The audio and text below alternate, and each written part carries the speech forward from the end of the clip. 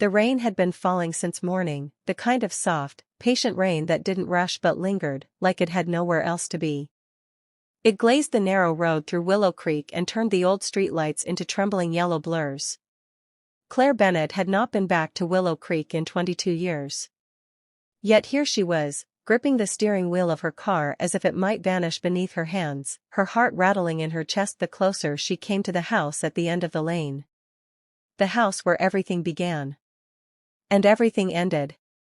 Her aunt, Margaret Wilson, had passed away quietly in her sleep 3 weeks ago. No husband. No children. Just one niece, Claire. The solicitor's call had been short, formal, and heavy with meaning.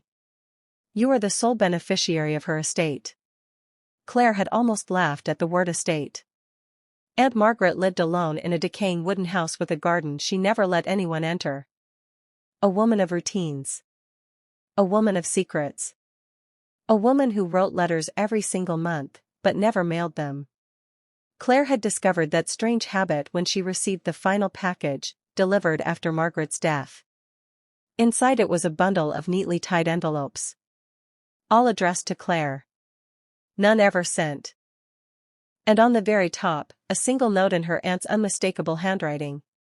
If you are reading this, it is time the truth came home. The house that whispered. The house still stood exactly the same, paint peeled, ivy creeping along the walls like silent fingers, and the porch light that flickered even in daylight.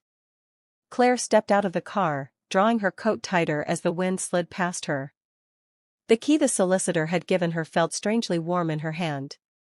The door opened with a slow, aching groan. Inside, the smell of lavender and old wood wrapped around her instantly. Her aunt's presence lingered in the air, not as a ghost, but as a memory that refused to leave. Everything was as it had always been. The small table by the window. The faded blue armchair. The clock that ticked far too loudly for such a quiet house.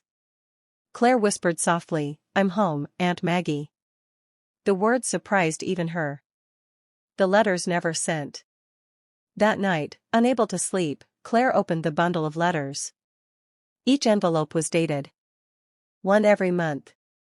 For 22 years. The first one was shaking in her hands as she read. My dearest Claire. Today you turned 7. I wanted to call you. I didn't. Your mother wouldn't allow it. I understand.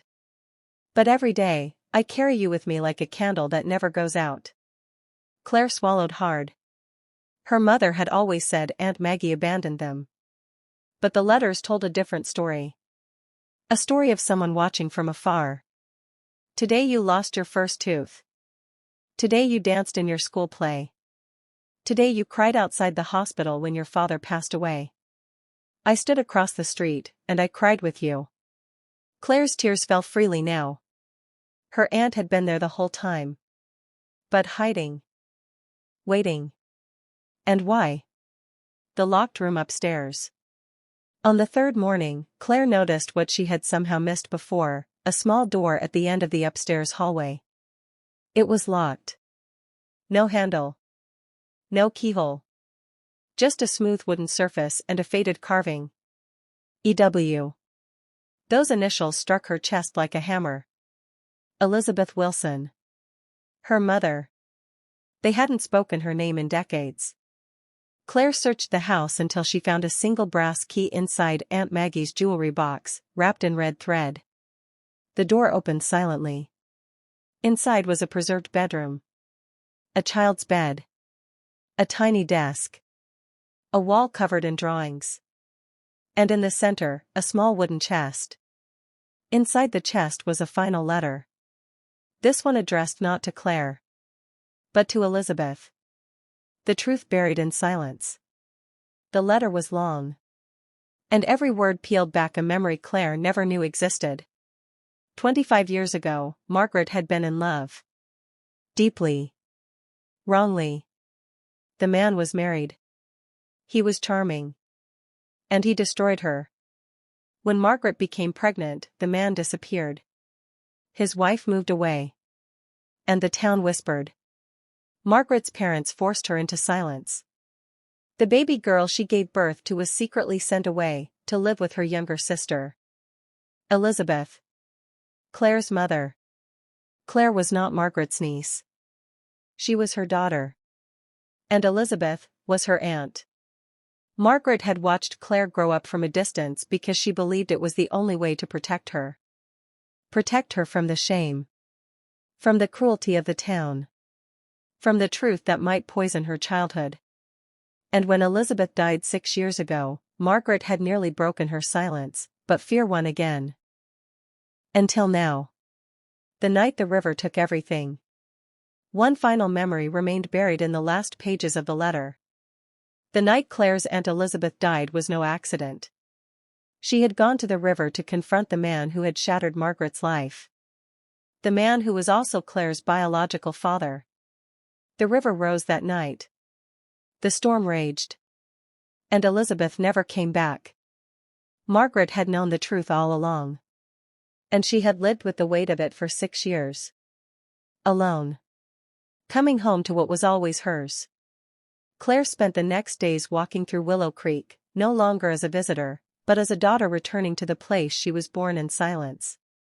People looked at her differently when they realized who she truly was. Some with shame.